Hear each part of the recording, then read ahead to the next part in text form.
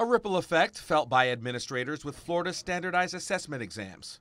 Over the course of the last 3 years, it's no secret that there's been a lot of debate and concerns over testing. Due to parents all over the state having an issue with these tests being rushed into the system.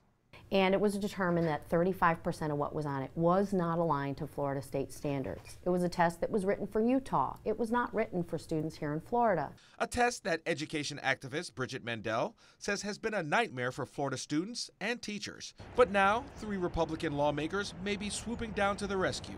A House and Senate bill that plans on cutting back on standardized testing and make changes to statewide assessments in Florida by replacing the current exam with the SAT and ACTs, along with a few other provisions. A paper and pencil option, elimination of some EOCs, taking a look and reevaluating how teachers are evaluated based on these testing options, and creating more transparency for parents as well throughout the whole testing process.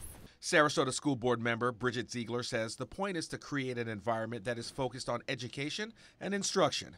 One of the keys is to move testing from the spring to the end of the school year. If we're testing for the end of the year and understanding proficiency now, well, what's happening with the rest of the year when we're done testing?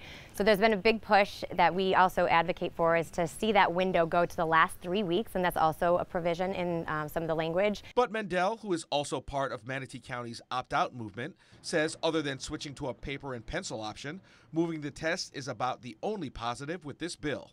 The test really is based on politics and not accountability or proficiency. She stresses that although the SAT is a national exam, the problem is that it's aligned with Common Core standards. I feel like this is an opportunity for them to make a great deal of money on the backs of students and teachers by selling another high-stakes test. Even worse, says Mendel, the passing rate will undoubtedly be raised, making it that much tougher for kids to pass.